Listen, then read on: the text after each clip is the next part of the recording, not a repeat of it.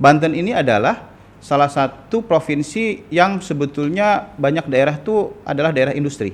Tapi daerah industri di Banten adalah daerah dengan pengangguran tertinggi. Jangan lupa, Provinsi Banten sebagai zona merah, sekarang itu kita itu nomor 3 di Indonesia terbaik pencegahan korupsi 2019.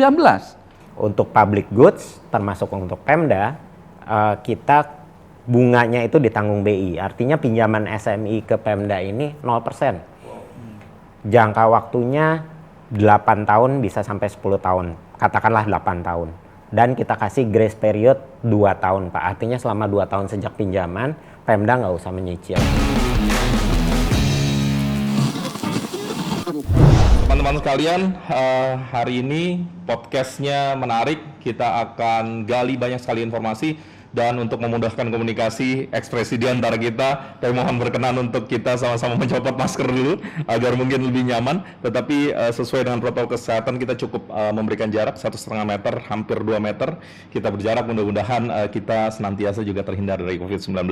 Baik teman-teman sekalian, mungkin saya harus perkenalkan dulu. Biasanya paling saya one on one. Hari ini ada 3 tamu luar biasa. Tiga-tiganya orang sibuk. Hari ini alhamdulillah bisa datang ke podcast saya. Bapak-bapak, assalamualaikum. Apa kabar? Ini jam rawan. Kita taping siang, jadi jam setelah makan siang. Jadi mudah-mudahan kita tetap bisa antusias karena di depan kita yang menyaksikan adalah warga masyarakat yang harapannya ke depan bisa memanfaatkan banyak sekali uang negara yang sebenarnya digelontorkan untuk masyarakat, tetapi dengan cara yang efektif dan efisien. Bersama saya ada 3 orang narasumber. Yang di sebelah kanan millennials ini kayaknya. Direktur Manajemen Resiko PT Sarana Multi Infrastruktur, Mas Faris Pranawa. Boleh saya panggil Mas ya? Iya, silakan. Mas Faris, terima kasih sudah hadir. Mas. Thank you Mas sudah hadir. Siap. Kemudian di tengah, ini keren ya, rambutnya paling keren di antara kita, jabatan paling tinggi, ada Pak Al Muktabar, Sekretaris Daerah Provinsi Banten. Pak Al, apa kabar? Baik, terima kasih. Pak, terima kasih. Saya tahu pasti Bapak sibuknya luar biasa. Ini saya tahu pemerintah daerah saat ini di garda paling depan bersama banyak teman-teman di kesehatan untuk menanggulangi pandemi. Tetapi Bapak memberikan kesempatan untuk kami wawancara. Terima kasih Pak Sekda. Terima kasih, terima kasih. Nah, kali ini sahabat saya nih, Abah Abdul Hamid, dosen Universitas Sultan Ageng Tirtayasa Banten. Bah, apa kabar? Alhamdulillah baik. Damang. Saya. Nuhun Kang, untuk sekian kali kita ketemu, kita ngobrol-ngobrol lagi. Mudah-mudahan ada manfaatnya untuk masyarakat. Kali ini di darat ya kita. Di darat biasanya selalu di udara, tapi selalu seru kalau ada Kang Hamid. Kang, saya minta nanti insight-nya yang dalam boleh ya. Tadi Akang bilang di luar, saya nakal boleh. Wah, boleh nakal. Nakal untuk publik tuh harus nakal. Oke, saya ingin pertama-tama ke SMI dulu. Mas, ceritain SMI itu apa sebenarnya, Mas? Saya tadi sih udah dengar, tetapi publik mungkin ingin mendengar lebih jauh. Siap. SMI kadang orang mikir inisialnya sama-sama Bu Menkyu kita ya. Sri Mulyani Indrawati. SMI itu perseroan terbatas. Ya. Nah, kepanjangannya Sarana Multi Infrastruktur. Kita didirikan 2009 maaf, kita perusahaan pembiayaan infrastruktur. Jadi mungkin kurang lebih sejak krisis 98, pemerintah mengalami kesulitan untuk membiayai infrastruktur. Sementara infrastruktur itu kunci untuk pertumbuhan ekonomi. Maka dari itu, untuk membiayai pembangunan infrastruktur ini, PT SMI didirikan. Harapannya dengan adanya PT SMI, problem-problem pembangunan infrastruktur bisa diatasi. Alhamdulillah sudah selama kita berjalan ini, kita sudah berhasil membantu pembangunan infrastruktur. Kalau dilihat dari jumlah, mungkin mencapai 600 triliun dari nilai proyek yang sudah kita support. Pemerintah sendiri sudah menyertakan modal ke kita 30 triliun. Jadi kalau dilihat dari modal yang diinjek pemerintah ke kita hampir mencapai 20 kali lipat manfaatnya. Bagi saya pribadi ini experience yang sangat sangat berharga ya. Dapat kesempatan mengabdi di BUMN Kementerian Keuangan, di mana Kementerian Keuangan sangat mensupport kita, memproteksi kita, sehingga kita bisa berkiprah dalam pembangunan infrastruktur di Indonesia. Oke. Mas Faris, kita stop di situ dulu. Saya ingin kasih tahu sama teman-teman yang menyaksikan bahwa podcast kali ini sebenarnya terjadi atas kerjasama dari Banten Bersih dan SMI gitu ya. Kemudian pada kesempatan kali ini kita ingin tahu lebih jauh bagaimana menjaga dan mengoptimalkan penggunaan pinjaman dari Provinsi Banten. Makanya ada Pak Sekda begitu. Oke, sebelum ke Pak Sekda saya ingin sedikit lagi ke SMI dulu. Soal pemanfaatan anggaran. Publik ini kan layernya macam-macam, Mas. Pemahamannya juga macam-macam. Ada yang sangat advance, tapi ada yang sangat sederhana. Tadi disampaikan SMI membantu permodalan infrastruktur dan seterusnya. Saya ingin membridging ini juga dengan APBN, begitu ya. Saya minta Mas Faris menyampaikan kepada kita semua sebenarnya APBN itu pemanfaatannya harusnya seperti apa, posturnya harusnya seperti apa, dan seterusnya. Silakan, Mas. Baik. Tadi nyambung dengan cerita kenapa ada SMI ya, Mas ya. Oke. Pertama, APBN itu kurang lebih adalah toolsnya suatu negara untuk melakukan kegiatannya. Di situ ada anggaran, ada rencana kegiatan, dan memiliki banyak fungsi APBN ini. Fungsi alokasi, untuk proyek-proyek mana saja yang prioritas atau kegiatan mana yang prioritas. Kenapa prioritas? Karena APBN ada batasnya. Betul, betul. Karena resource terbatas. Resource terbatas. Nah, kemudian juga ada fungsi distribusi, kemana konsentrasi anggaran atau kegiatan itu dialurkan, dan terakhir juga ada fungsi stabilisasi ya. Misalnya untuk mengatasi shock karena harga komoditi yang menurun. Nah, itu fungsi dari APBN. Nah, bagaimana kaitannya dengan pemanfaatannya? Tadi kalau kita lihat untuk infrastruktur dengan keterbatasan APBN, maka perlu cari cara lain nih untuk tetap bisa melakukan kegiatan demi kepentingan publik. Betul. Dalam kondisi ini, kalau apalagi sebelum pandemi ya, infrastruktur itu merupakan kunci bagi pertumbuhan.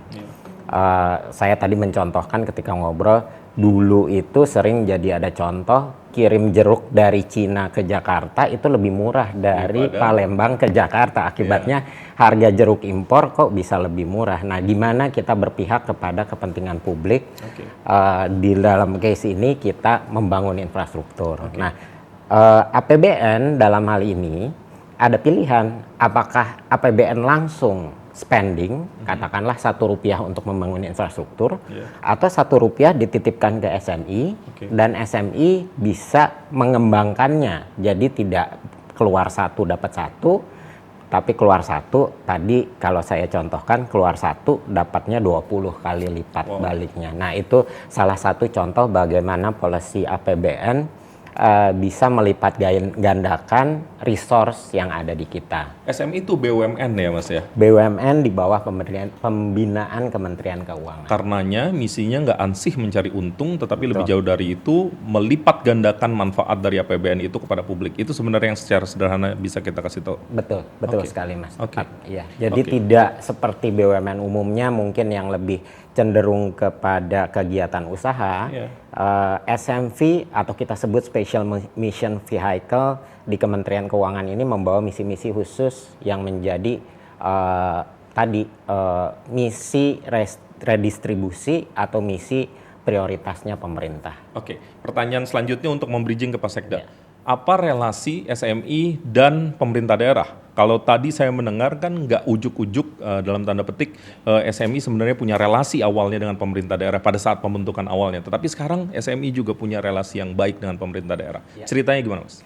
Awalnya memang kita orientasinya adalah membangun, menarik keterlibatan swasta kepada proyek infrastruktur.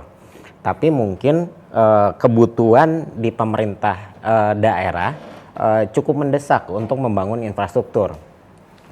Melibatkan swasta ke proyek infrastruktur membutuhkan kesiapan personil, kesiapan institusi.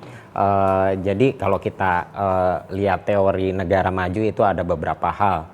Antara lain demografi, institusi, ada satu lagi hoki katanya ya.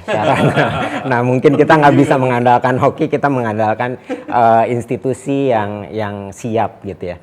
Nah untuk itu kita juga perlu mempersiapkan pemerintah daerah untuk membangun proyek-proyek infrastruktur, termasuk nantinya harapannya bisa mengakses pendanaan dari publik.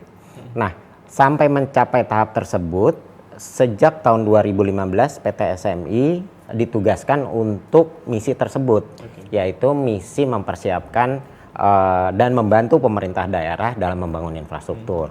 Alhamdulillah sejak 2015 tersebut portofolio pemerintah daerah kita sudah lumayan banyak Mas. Kita hampir mencapai outstanding 4 triliun untuk 25 Pemda. Secara total sudah 40 Pemda tapi sudah banyak yang lunas juga. Bahkan sudah juga banyak yang meminjam kembali. Udah berhasil dalam satu proyek, mereka balik lagi datang ke kita untuk pinjam uang lagi untuk bisa membangun proyek-proyek yang lain. Karena memang kita tidak berperilaku tadi, tidak seperti bank umumnya, tidak hanya melihat pencairan dana, kemudian kita tinggal nunggu pembayaran. Kita juga memastikan proses pengadaannya baik, proses pembangunannya juga baik. Masalah sosial dan lingkungan tertangani dengan baik, sehingga dampak dari pembangunan infrastruktur itu terasa untuk masyarakat. Proyeknya banyak Pak, ada jalan, ada rumah sakit, ada pasar termasuk. Nah itu harapannya kita bisa membantu Pemda. Nah untuk Banten ini kita tahun ini terima musibah yang sangat besar ya Mas ya dengan COVID ini. Betul. Untuk Banten nanti mungkin Pak Sekda bisa koreksi. Penurunan pendapatan asli daerahnya itu mencapai hampir 50% ya Pak Sekda ya. Dengan demikian pemerintah daerah akan kehilangan resource untuk membiayai kegiatan ekonomi di daerahnya. Nah disitulah pemerintah pusat mengeluarkan produk pinjaman pemerintah daerah untuk membantu kepala daerah mengatasi permasalahan tersebut. Harapannya apa? Harapannya dengan proyek pembangunan yang dilakukan oleh pemerintah daerah ini, kegiatan ekonomi bisa terus berjalan dan akhirnya pada saat nanti COVID-nya tertangani, dampak ekonominya tetap bisa dijaga. Mungkin ada satu ilustrasi, ini walaupun agak berbeda ya Pak. Cina ketika menghadapi COVID, mereka pertama ya tentu berhasil menangani virusnya. Kedua, dengan investasi dari pemerintah baik pusat maupun daerah, pertumbuhan ekonominya masih bisa mencapai plus 3%, sementara kita kemarin hampir minus 5%.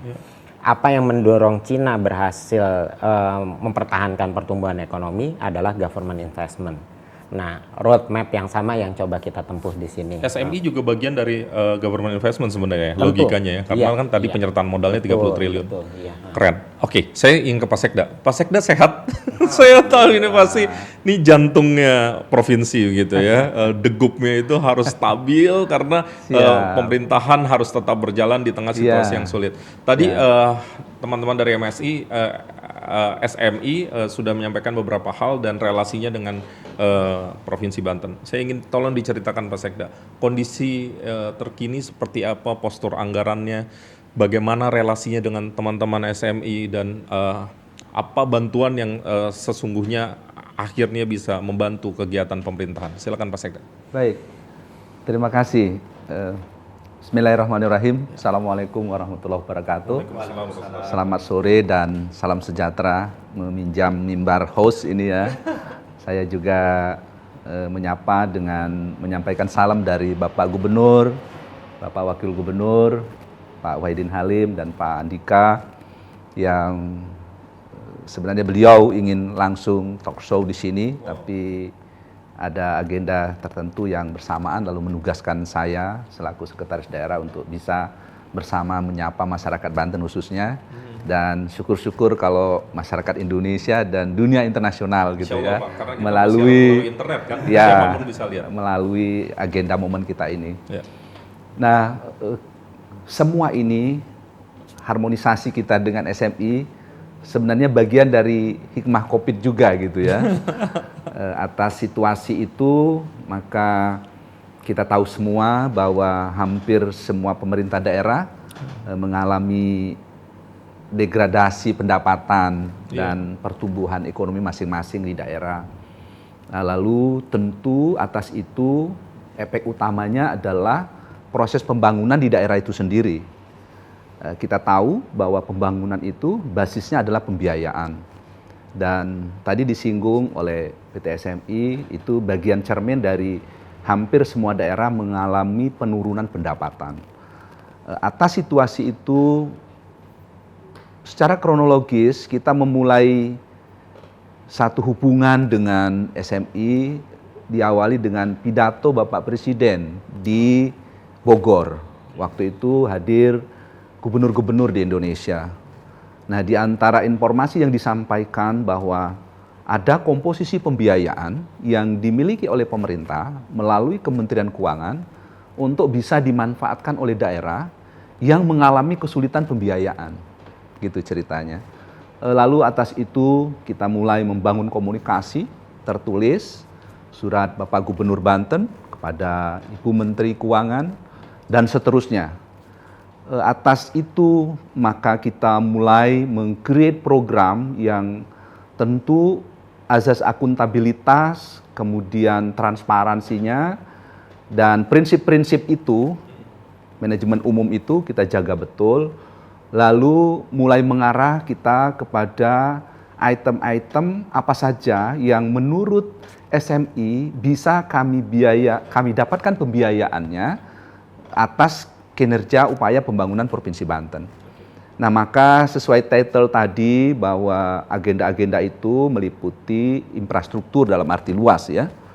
Dalam infrastruktur dalam arti luas itu tentu ada satu konektivitas yang disyaratkan juga atas misi nasional untuk bagaimana kita menggiatkan agenda-agenda ekonomi yang tadi berdasarkan basis dasar kita satu keadaan yang menurun.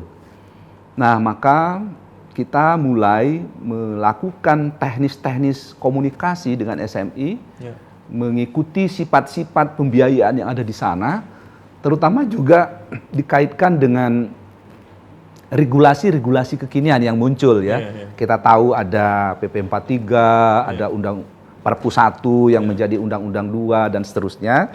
Nah, mengerucutlah itu kepada syarat-syarat sebuah agenda program yang dapat dibiayai oleh SMI. Jadi yang ingin saya tekankan di sana bahwa sesungguhnya yang sampai saat ini menjadi program dengan dukungan pembiayaan SMI, sama sekali kita ingin terhindar dari maladministratif. Karena dalam rangka kita melakukan nanti untuk agenda yang akan kita implementasikan pada kegiatan pembangunan di Provinsi Banten, itu SMI juga punya panduan dan meng-guide kita sedari komunikasi awal surat. Susah nggak tuh Pak? Tidak susah. Pak Faris senyum. Iya, tidak susah sih, karena ini kan bagian dari administrasi ya. Jadi itulah bagian dari bagaimana kita memastikan governance.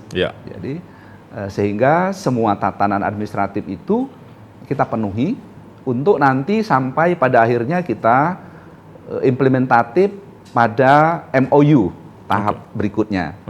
Nah, sampai ke MOU itu nanti kita akan lanjutkan dengan sudah masuk agenda program yang akhirnya kita bisa nanti PKS yang makin teknis. Dan menurut informasi tadi saya sama Pak Direktur juga bisik-bisik bahwa mungkin Banten yang tercepat hari ini atau besok itu sudah pencairan pembiayaan dalam rangka kita mengaplikasikan apa yang menjadi konsep bersama kita dengan SMI tadi. Akhirnya proyeknya apa Pak yang dikerjasamakan? Ya, jadi Banten itu kembali ke dasar basis program yang SMI cover adalah infrastruktur, dan infrastruktur itu harus mendukung pemulihan ekonomi, dan berarti kalau pemulihan ekonomi maka akan terjadi resource kapital pembiayaan yang akan berada di masyarakat.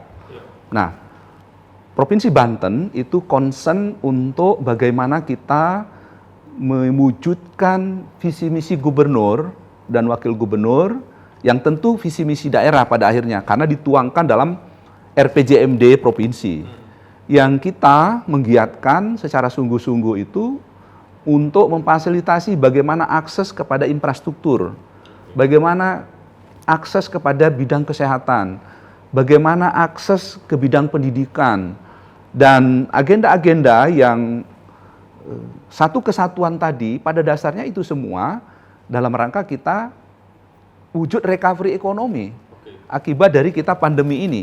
Dia satu kesatuan tapi butuh prioritas. Akhirnya dipilih yang mana, Pak? Kita satu kesatuan yang paralel. Oke. Jadi sumber pembiayaan terkomposisikan ke 4 dan tambah 1 ada hal teknis terkait dengan recovery ekonomi sendiri gitu ya, sektor perdagangan terutama yang dibidangi oleh organisasi perangkat daerah di item itu, yang tadi saya tegaskan bahwa komposisi pembiayaan besar kita alokasikan kepada infrastruktur. Infrastruktur. Mengapa infrastruktur? Kita tahu bersama bahwa infrastruktur itu adalah satu hal yang menjadi keharusan support dari agenda perekonomian. Ya. Karena infrastruktur, terutama jalan, jembatan, dan seterusnya pada jenis-jenis itu yang memang akan menjadi alat mobilisasi barang dan jasa. Nah, atas itu kita konsen kepada pembuatan jalan, jembatan, dan seterusnya. Sempat juga dipertanyakan, apa hubungannya jalan dan jembatan dengan recovery ekonomi gitu. Gimana menjelaskannya? Hubungannya itu adalah bahwa ini kan complementary, satu kesatuan yang saling mendukung. Bagaimana mungkin satu tatanan arus barang tanpa dukungan infrastruktur yang memadai? Oke. Nah, tata arus barang dan jasa itu muatan ekonominya kan disitulah yang berada nilai tambah dan seterusnya gitu, efisiensi dan seterusnya ada di sana. Nah, lalu yang berikutnya juga kita dalam rangka peningkatan kapasitas sumber daya manusia, maka tentu bentuk nyatanya itu adalah intervensi kita di bidang pendidikan, terutama infrastruktur pendidikan. Memang investasi pendidikan ini jangka panjang bisa mendapatkan hasil ya, karena nanti bergerak dengan kapital peningkatan sumber daya manusia. Ya. Dan dalam rangka itu juga kita melakukan intervensi melalui komposisi pembiayaan ini terhadap bagaimana infrastruktur pendidikan. Lalu berikutnya juga masalah kesehatan. Kesehatan dan aktivitas ekonomi kan saling mengkait. Bagaimana mungkin orang berusaha kalau dia tidak punya kapasitas diri yang sehat, dan seterusnya. Kapasitas diri yang sehat itu juga sangat diperlukan dukungan infrastruktur kesehatan. Nah, atas itu semua maka kita pada 4 atau 5 parameter tadi kita lakukan secara simultan berparalel untuk menjawab apa yang disebut dengan endingnya itu kita mengupayakan recovery ekonomi atas keadaan yang semua ini kita terpuruk dari pandemi. Nah, maka geliat dalam rangka paling tidak prinsip-prinsip yang selalu juga disinggung Bapak Presiden, ya Pak Gubernur kami dan seterusnya yang mengatakan sesungguhnya ikhtiar kita adalah diantaranya distribusi resource capital pembiayaan yang harus bergulir ke masyarakat. Nah, percepatan distribusi itu diantaranya menggunakan sumber finance yang tadi dimiliki oleh Kementerian Keuangan lewat SMI. Dan sejauh ini distribusinya cukup bagus, Pak? Karena kan belakangan Bu Menteri Keuangan juga menyoroti ada beberapa provinsi yang dianggap tidak menyebut yang mana, tetapi dianggap masih ada dana yang belum tersalurkan kepada masyarakat. Kalau Banten sendiri sudah sejauh mana? Ya, kita kan kalau pokok tema kita terkait SMI, mungkin kita dalam waktu dekat itu bisa yang tercepat mulai salur pada agenda program ya. Dan itu kita akan upayakan betul karena Pak Gubernur perintahkan betul kepada saya selaku sekretaris daerah untuk maintenance itu dalam kendali administratif dengan segala instrumen yang kita punyai untuk memastikan itu go dalam kapasitas proses pembiayaan. Dan atas itu maka sebenarnya untuk kita sampai saat ini hambatan-hambatan itu karena memang di 2020 kita punya komposisi pembiayaan itu 2020 dan 2021. Di 2020 sekitar 800 miliaran kurang lebih gitu ya. Lalu di 2021 sekitar 4,1 triliun. Dan itu semua dengan skema-skema yang kita pastikan by design, baik itu bagaimana perencanaan, bagaimana pelaksanaan, bagaimana pertanggungjawaban, dan nanti kita juga evaluasi bersama. Dan kita akan minta kembali SMI juga melihat kita dalam ujung agenda-agenda itu melakukan evaluasi bersama. Dan kami Provinsi Banten terutama, kita menggandeng betul yang namanya Komisi Pemberantasan Korupsi, KPK. Dan kita kolaborasi melalui Korsubga namanya, yang kita di under untuk guide dalam rangka memastikan itu pencapaian target kinerjanya benar-benar governance gitu.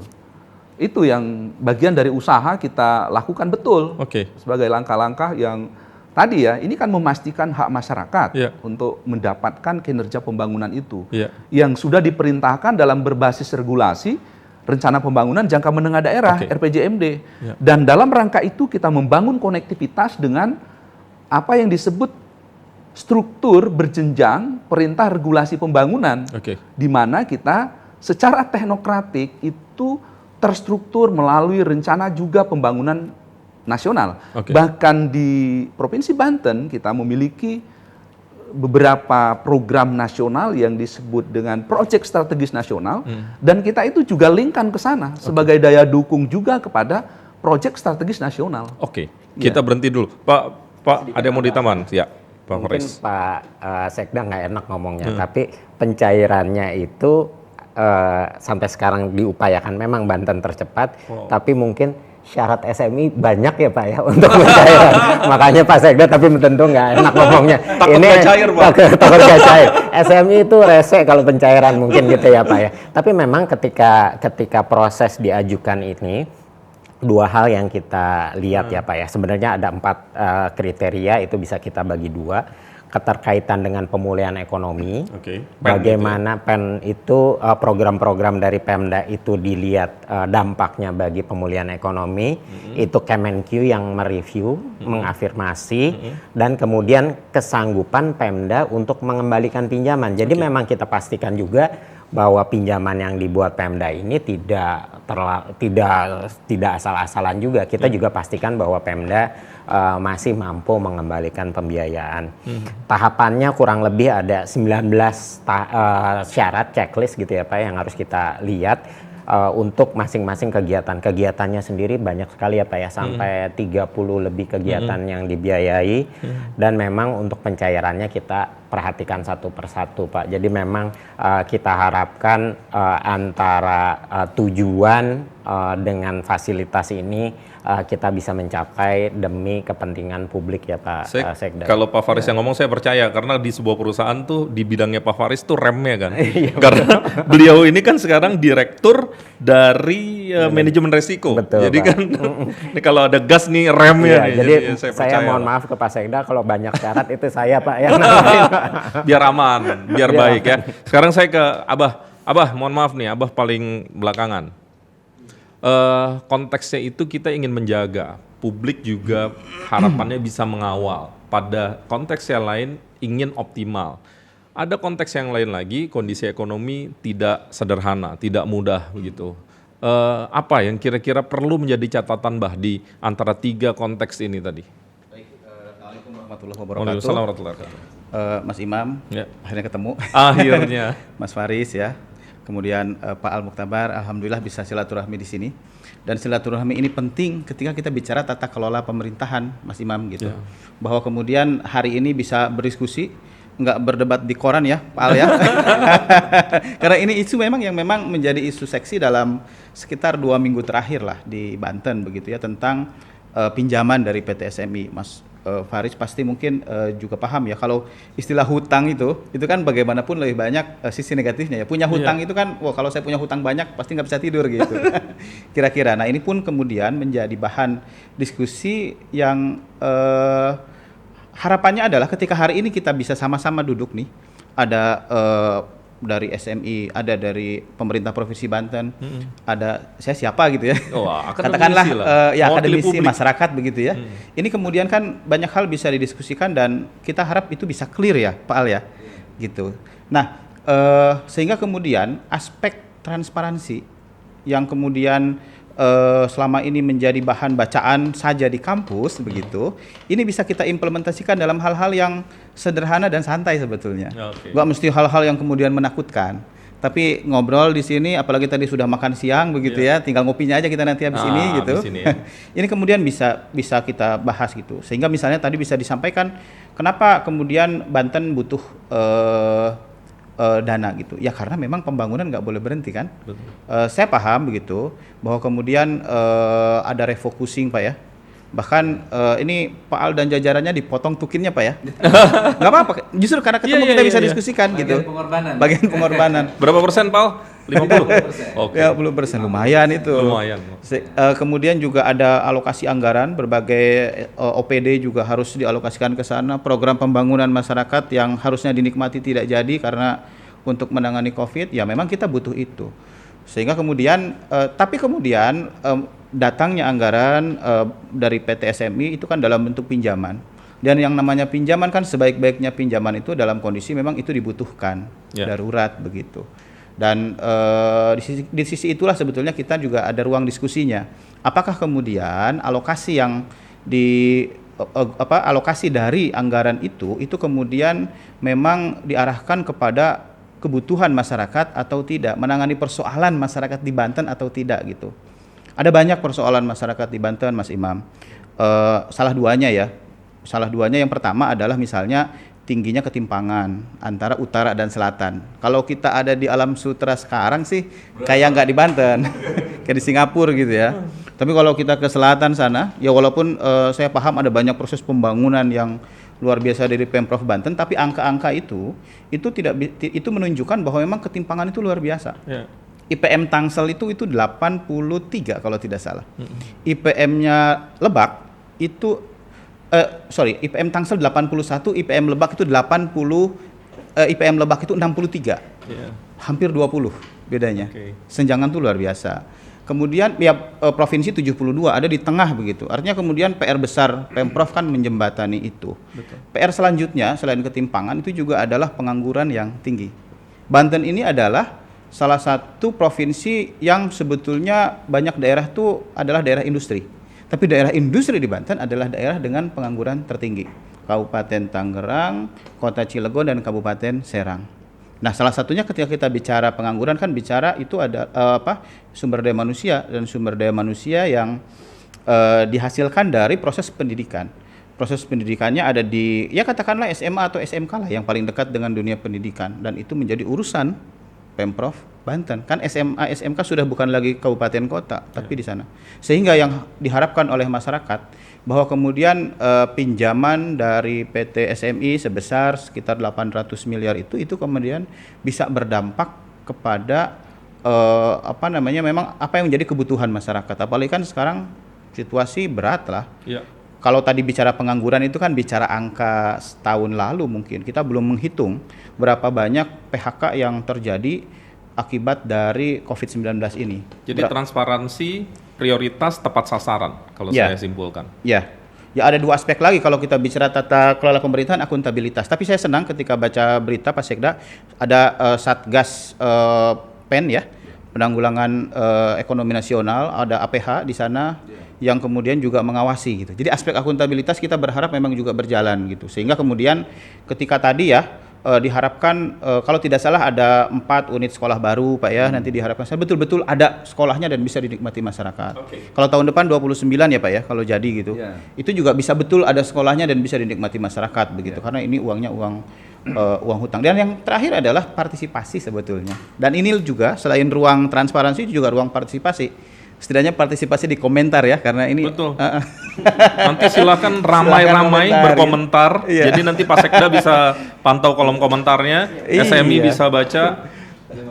Tentu Abah juga. Iya, partisipasi publik lah, suara-suara publik itu didengar. Kemudian harapan-harapannya itu juga diwujudkan. Iya. Kalau buat saya kolom komentar penting untuk AdSense. Pak Al, jawab Pak. Itu ada 4 atau 5 poin tadi yang menjadi catatan Abah. Ya. Yang pertama bahwa situasi menjadikan kita harus mendapat sumber pembiayaan lain ya. Dalam hal ini toh sementara gitu ya pada pada teknis ini kita saling menggunakan instrumen pemerintah. Ya. Dan instrumen pemerintah itu pusat dan daerah itu satu kesatuan rangkaian, termasuk rangkaian dalam rangka kita pembiayaan ini. Ya. Istilah kita kalaupun namanya pinjam kan pinjam ke orang tua gitu. Mudah-mudahan kalau Pak Direktur dengan kita pinjam ke orang tua kan ujung-ujungnya ada juga pemaaf gitu. Makanya kalau pinjam ke orang tua tenornya panjang, Pak. Nggak ada bunganya. Betul. Makanya orang tua akhirnya menggunakan instrumen juga. Ini anak bandel atau tidak gitu kan. Bandel dijewer. Orang tua. Iya. Anak, Pak. Nah, jadi kita ya alhamdulillah juga ya bagian dari solusi. Oke. Ya, dan kita juga tentu karena ini solusi ya akan sedapat mungkin optimal untuk amanah kalau istilah kita ya dalam rangka memanfaatkan itu. Itu bagian dari satu sangat kondisional dan instrumen-instrumennya pun dengan instrumen yang sangat-sangat spesifik tadi ya saya sudah sampaikan di kesempatan pertama terkait dengan aspek-aspek regulasinya.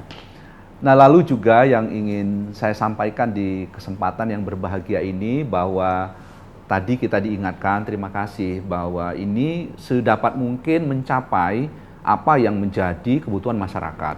Ya. Nah, kebutuhan masyarakat ada juga tadi dengan pemerintah pusat yang juga mengontrol ke dalam sisi-sisi yang kita tidak terlalu lebih leluasa secara menyeluruh memanfaatkan itu. Kan tadi ada instrumen bersyarat. Tapi jangan lupa yang dalam rangka maksud-maksud kita menyentuh aspek charity masyarakat, kita juga punya instrumen lain. Masih ada APBD kita juga gitu ya. APBD murni yang bisa kita injek ke upaya-upaya yang bersifat charity. Artinya langsung ke masyarakat, apakah bentuk bantuan sosial dan lain-lain gitu ya. Nah, tetapi di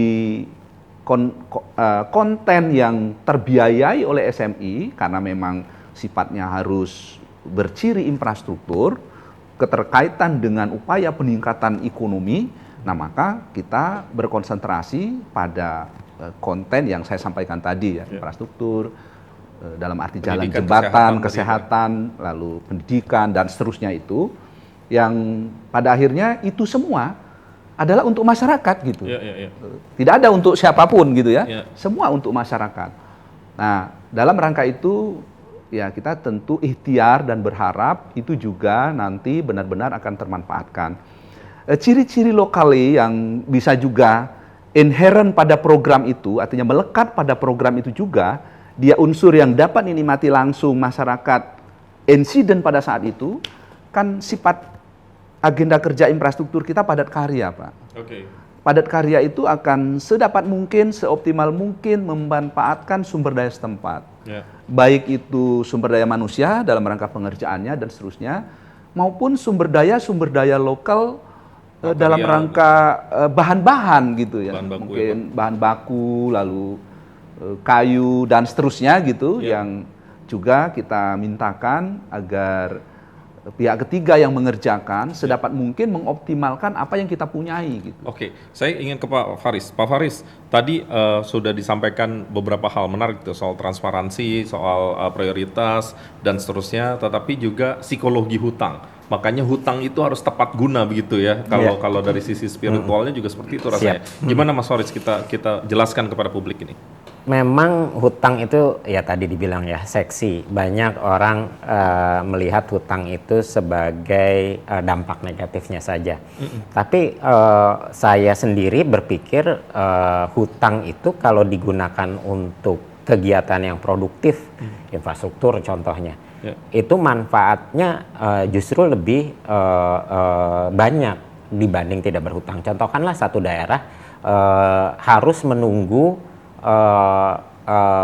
terkumpulnya pendapatan untuk bisa membangun satu infrastruktur tertentu, tapi di lain pihak dia bisa segera merealisasikan suatu kegiatan atau suatu infrastruktur lah ya dengan menggunakan hutang, tapi kemudian dampaknya bisa langsung terasa dibanding menunggu jangka waktu tertentu untuk mengumpulkan kapital untuk membangun Dan infrastruktur. SMI itu memastikan itu juga ya? Pasti. Nggak hanya pengen sebesar-besarnya bisa digelontorkan, enggak ya? Pada posisi kita ada di Kementerian Keuangan, kinerja kita tidak hanya diukur dari katakanlah keuntungan yang didapat dari PT SMI. Kinerja kita itu juga dilihat dari dampak sosial dan ekonomi dari proyek-proyek yang kita bangun. Karena kondisi kita yang alhamdulillah kita pada posisi yang memang misinya demikian, kita bisa merealisasikan pembiayaan yang dampaknya optimal. Tapi memang devil's at the details. Nah, kita memang perlu memastikan bahwa proyek-proyek itu benar-benar terrealisasi. Seperti Abah tadi menjadi concernnya. Kalau membiayai jalan, ya jalannya harus jadi. Membiayai sekolah, sekolahnya harus jadi.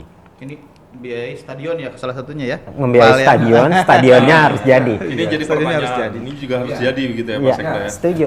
Nah, kita memastikan itu dari berbagai aspek. Antara lain kita lihat anggarannya benar-benar solid atau tidak.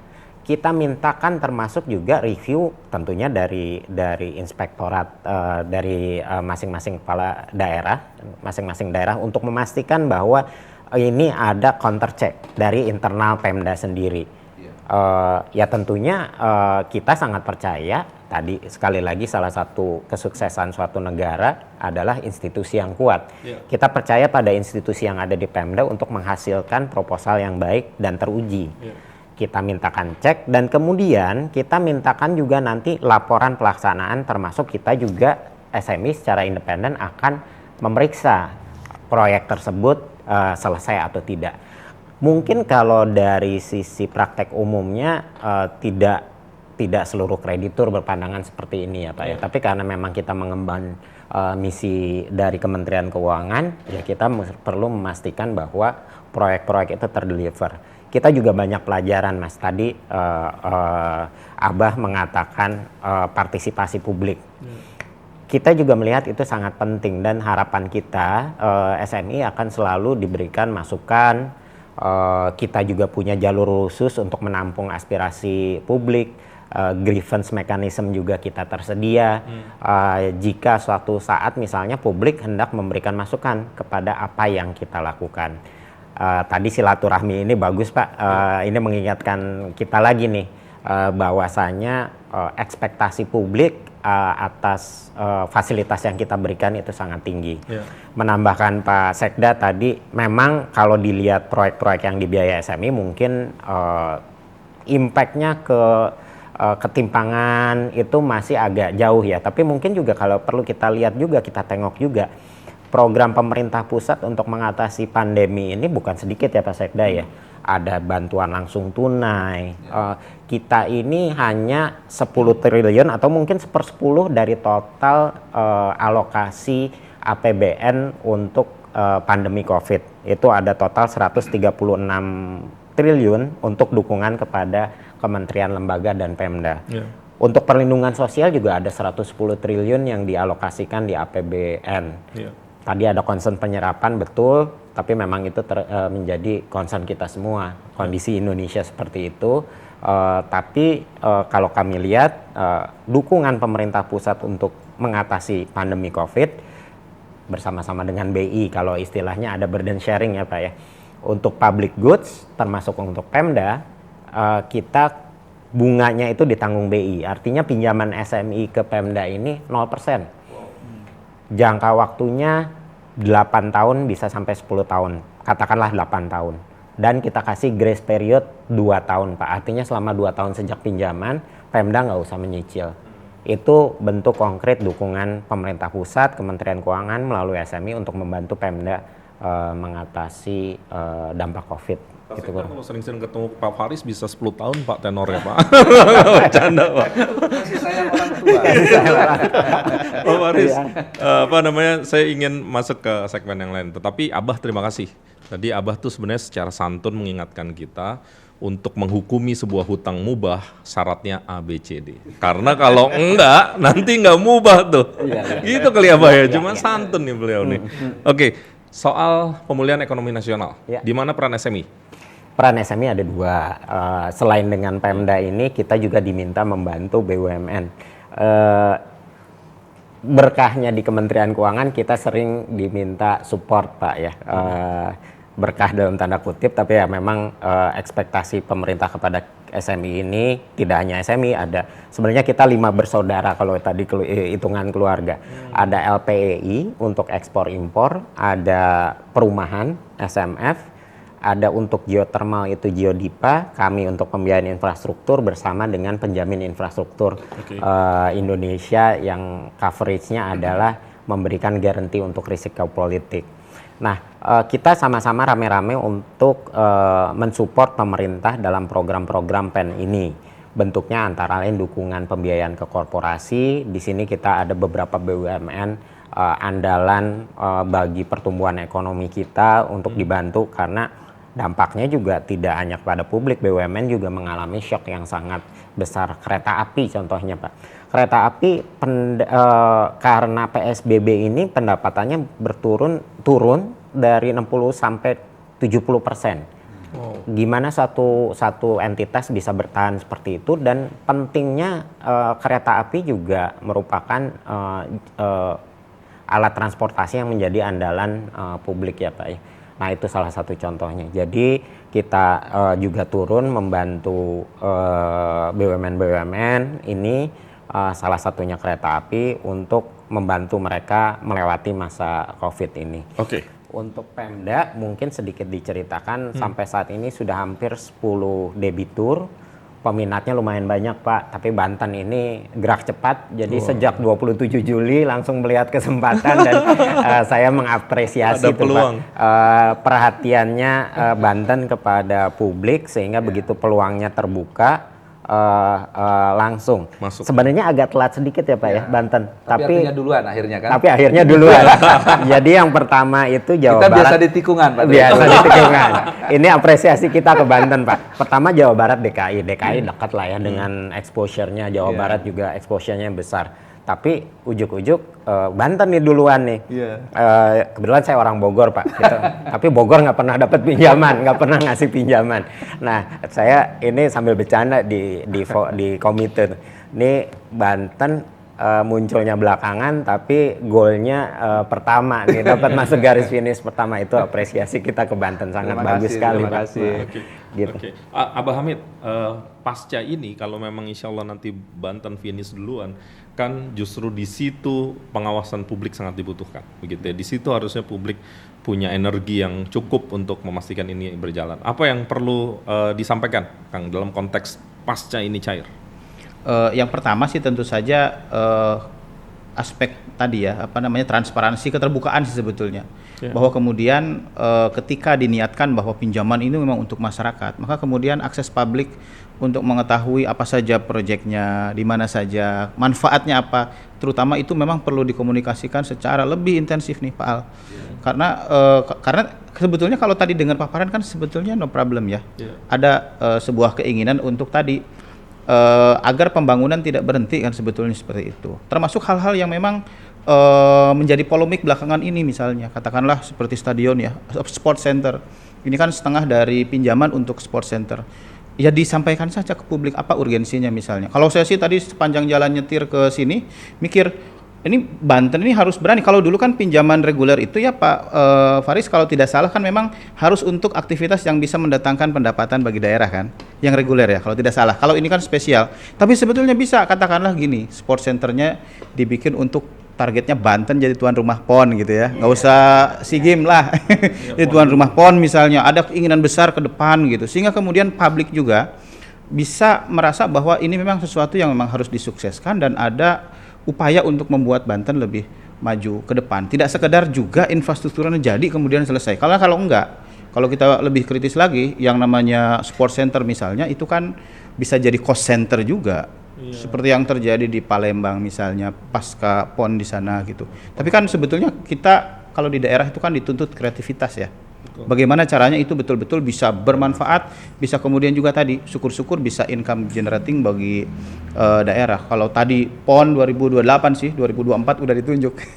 Itu bisa dijalankan, itu kan luar biasa sebetulnya. Jadi maksud saya adalah ini dikomunikasikan dengan baik kepada publik, kemudian juga ketika ada komunikasi yang baik dengan publik, diskusi-diskusi segala macam, semua merasa memiliki, nanti akan ada ide-ide besar yang saya yakin bisa membawa Banten ke depan bisa jadi lebih baik begitu. Tidak terjebak di sekedar polemik yang saling hantam gitu ya, saling ini, tapi kemudian memang harus bisa bicara nih Banten ini mau kemana gitu. Termasuk tadi ya, hal pertama yang tadi saya sampaikan soal kesenjangan, soal pendidikan gitu loh, kontribusi pendidikan, itu bagaimana dengan instrumen ini kemudian juga bisa dibuat lebih baik begitu. Pak Al, tanggapi Pak, ini menarik menurut saya. Saya ingin merespon itu terutama dalam rangka sport center. Jadi kalau tadi kita diingatkan semua oleh akademisi dalam konteks ini ya, bahwa bagaimana utara dan selatan. Pertumbuhan wilayah sini, Tangerang Raya dalam arti luas, itu kan luar biasa gitu ya. Lalu diantaranya adalah perbandingan infrastruktur. Tadi disinggung kalau kita di Alam Sutera ini seperti di Jakarta gitu. Di Singapura, Pak. Di Singapura bahkan ya, internasional ya. Lalu kita di Serang itu jangan lupa, Serang itu ibu kota provinsi. Betul. Nah maka dalam rangka infrastruktur sebagai simbol Provinsi Banten, kita akan penuhi diantaranya sport center. Sport center itu juga kalau kita lihat dari sisi yang nanti optimal pemanfaatannya, juga akan luar biasa dalam rangka nanti tenaga kerja ya. Dalam pengoperasionalisasiannya, mulai dari pembangunannya pun juga sudah menyerap tenaga kerja yang juga cukup memadai. Lalu jangan lupa kita juga bagian dari yang memiliki kedekatan langsung dengan DKI, yang pada dasarnya DKI bisa jenuh juga dengan aktivitas pembangunannya, dan itu bisa berempak ke sana. Kalau dalam kerangka stadion, maka itu bisa dimanfaatkan. Paling tidak joint cooperation antara DKI dalam rangka penyelenggaraan perhelatan event-event dengan Provinsi Banten. Jadi nggak ke Serpong aja Pak ya, tapi tidak juga ke Serpong ke aja, Serang ya. ke kampung kita kan. Maka kita punya vision ke depan untuk kawasan sport center tadi disinggung itu, bagi Serang adalah kawasan selatan yang akan dikembangkan sebagai pusat pertumbuhan baru. Di sana sedang berdiri universitas tempat beliau, dan kita mensupport besar dalam rangka kinerja universitas itu, mendukung Fakultas Kedokteran. Kita akan menyiapkan teaching hospital dalam rangka daya dukung itu, yang saat ini juga menggunakan dana SMI yang akan kita bangun rumah sakit untuk umpamanya 7 lantai, 8 lantai, dan seterusnya. Nah ini bagian dari koherensi, konektivitas, dan tentu tadi bahwa ruang citizen charter, ruang kontrol publik, itu memang sangat kita butuhkan gitu ya. Citizen charter ini adalah ruang partisipasi publik yang insert langsung kepada agenda-agenda kerja kita dalam membangun. Baik itu di proses perencanaan, proses pelaksanaan, dan pertanggungjawaban pada akhirnya nanti. Termasuk asas kemanfaatan. Nah, kita dalam rangka menjawab itu semua yang dari awal saya singgung yang disebut dengan governance, dan itu menjadi komitmen besar dari Pak Gubernur, Pak Wakil Gubernur, untuk kita itu pada tahapan perencanaan, planning kita sudah dengan skema elektronik gitu ya. Kita SIMRAL, sekarang ini SEPD, yang bisa dikontrol publik. Jadi ruang-ruang masuk yang bersifat non-government yang nanti memungkinkan terjadi sesuatu di sana, itu sudah kecil sekali di Provinsi Banten. Dan kita mendapat pengakuan penghargaan nasional atas itu. Begitu juga dengan governance kita menjaga anti korupsi. Jangan lupa, Provinsi Banten sebagai zona merah, sekarang itu kita itu nomor 3 di Indonesia terbaik pencegahan korupsi 2019, dan diserahkan plakatnya oleh Wakil Presiden. Yang kita selama ini tahu bahwa kita zona merah gitu. Nah ini bagian-bagian dari kita mengarah untuk memastikan bahwa kita menjawab apa yang dimaukan oleh publik gitu ya. Ikhtiar serius ya. Ikhtiar serius. Oke. Bayangin dari zona merah menjadi nomor 3 terbaik di Indonesia. Itu kan bukan kerja gampang. Nah, ini bagian-bagian yang terus kita bangun. Azas-azas itu benar-benar akan kita jaga dan kita implementasikan ya. Dan ini jejak elektroniknya akan sepanjang masa. Betul. Jadi bisa kita putar lagi. Pak Sekda pernah Iya. bicara ini dan ini akan menjadi jaminan untuk Betul. Banten di masa Iya, mendatang. iya. Keren, Pak Sekda. Karena tadi kan kita dalam ikhtiar itu kan Iya. semua tata kehidupan ini kan ikhtiar ya. Ya. Ikhtiar itu bahwa tadi juga disinggung oleh beliau, kita menggunakan instrumen-instrumen yang tidak saja pemerintah daerah, Ya. tapi aparat eksternal, penegak hukum. Oke. Tadi kita juga besok itu dan hari ini hampir semua agenda kerja kita itu dipantau oleh KPK gitu ya, Ya. di lewat Korsubganya. Nah ini mudah-mudahan ini ikhtiar kita bersama, bahu membahu tadi. Kan pemerintahan daerah itu tidak ansih sendiri dalam rangka menggulirkan pembangunan, kan ada masyarakat kita, jadi masyarakat itu juga sebagai objek dan subjek pembangunan gitu ya. Nah, harmonisasi dalam keadaan itu, dan kita tidak bisa sendiri membangun ini, kita membangun bersama gitu. Termasuk tadi partisipasi universitas dan seterusnya gitu ya. Oke. Sekarang Pak Faris saya setuju waktu Bapak sampaikan bahwa devil is in the detail. Saya ingin Pak Faris secara sederhana kasih tahu ke publik kenapa SMI bisa menjamin mulai dari proses perencanaan, pengajuan hingga nanti pelaksanaannya. Tentu ini saya tahu ini terlalu bisa jadi sangat berat begitu ya. Tetapi saya rasa juga SMI punya mekanisme atau sistem yang sengaja dibangun untuk melakukan itu. Silakan Pak Faris. Sederhana, Mas. Kita belum ngasih pinjaman aja sudah ditanya KPK, sudah ditanya BPKP, diawasin Dewan Komisaris kita, termasuk juga BPK. Jadi saya sih insya Allah jendela penyimpangan itu kecil, karena yang ngawasinnya juga banyak nih. Semuanya juga tahu bahwa impact COVID ini sangat besar, pemerintah harus menambah defisit sampai 6% dari harusnya 3%, which is sampai hampir 1.000 triliun ya, sehingga semua pihak berkepentingan untuk ikut menjaga.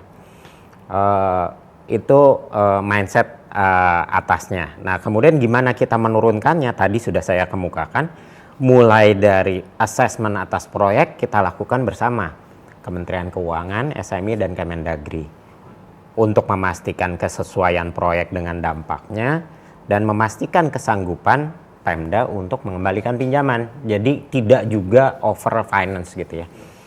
Itu dari sisi itu. Dan kemudian tadi pencairan, mohon maaf Pak Sekda kalau saya masih nambah banyak syarat gitu ya. Tapi kurang lebih yang kita coba untuk memastikan bahwa pencairan itu berdasarkan kebutuhan.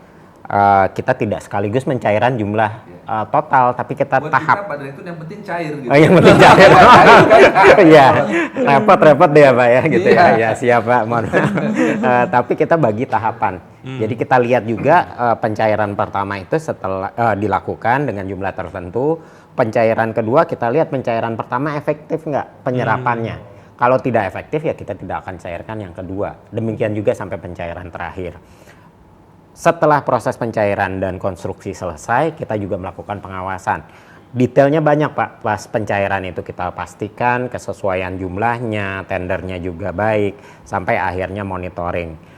KPK kemarin ke kita juga banyak kasih masukan dan kita noted, dan harapannya ketika nanti proses pengawasan terjadi, ya kita ingin lihat bahwa proyeknya ini bisa direalisasikan sesuai usulan.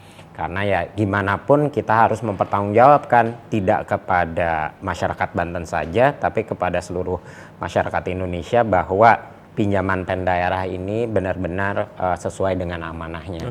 Kita juga berat terima amanah ini, tapi ya kita ikhtiar terbaik kalau pakai istilahnya Pak Sekda untuk merealisasikan proyek ini. Ya. Ini nggak berasa udah hampir sejam Bapak-Bapak. Tapi saya mau satu kali putaran lagi. Saya ingin dari Kang Abah Hamid dulu. Di akhir diskusi ini, per hari ini, per detik ini, dan kita natapnya ke depan, apa yang kira-kira perlu kita sampaikan di forum ini, Abah? Ya, tadi ya secara psikologis hutang itu sesuatu yang membebani pikiran, iya kan? Nah karena membebani pikiran, apalagi ini angkanya besar begitu, maka kita tentu berharap bahwa realisasi dari hutang ini dia harus jadi gitu. Dia harus jadi sesuatu yang memang bermanfaat bagi publik. Kalau tadi jadi stadion, jadilah stadion yang megah, yang memang bisa jadi kebanggaan masyarakat Banten, yang bisa dipakai masyarakat berolahraga, event nasional, event internasional, sehingga betul-betul tadi selain ada manfaat ekonomi, manfaat kesehatan, juga manfaat untuk membangun kebesaran Banten ya, sehingga Kota Serang bisa jadi lebih pantas jadi ibu kota provinsi. Karena memang betul Mas Imam bahwa ini juga brand yang memang harus kita bangun. Nah, kemudian tadi saya sudah menyampaikan berbagai persoalan Banten di awal begitu. Karena tahun depan juga tadi Pak Sekda sudah menyampaikan ada pinjaman yang kedua ya Pak ya, yang 4, sekian triliun itu, yang itu kita harapkan mungkin perlu ada kolaborasi yang lebih luas, mendiskusikan lebih luas sehingga kemudian aspirasi masyarakat untuk kemudian menyelesaikan persoalan-persoalan krusial di Banten yang tiap tahun itu hanya didiskusikan tapi kemudian tidak kunjung terselesaikan bisa selesai. Kesenjangan utara selatan, pengangguran yang kemudian masih cukup tinggi begitu dan sebagainya. Sehingga kemudian kita bisa jalan bareng, duduk bareng, dan ruang kolaborasi ini nggak cuma di sini, tapi mungkin Pak Sekda juga bisa di Serang mengundang Banten Bersih, mengundang kawan-kawan media, mengundang akademisi, sehingga ruang-ruang tadi terbuka begitu. Jadi saya juga mau apresiasi bahwa ini Banten Bersih, civil society tidak ribut di mana-mana, tapi betul-betul membuka ruang dialog seperti ini. Sehingga ini menjadi awal bagi upaya untuk tadi governance tadi itu jalan gitu ya. Karena sejatinya jangan-jangan keributan itu dibuat juga untuk menjaga Banten dan membangun Banten kan. Tapi memang harus dilembagakan agar punya benefit gitu ya. Betul. Forum-forum stakeholder semacam ini kan sebetulnya positif sekali ya. Karena kalau tadi kita diskusikan sebetulnya semuanya keinginannya sama ya. Pak Haris, Pak Al gitu ya.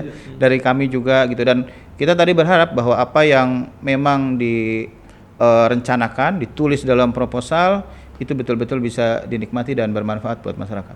Pak Al siap berkolaborasi lebih jauh?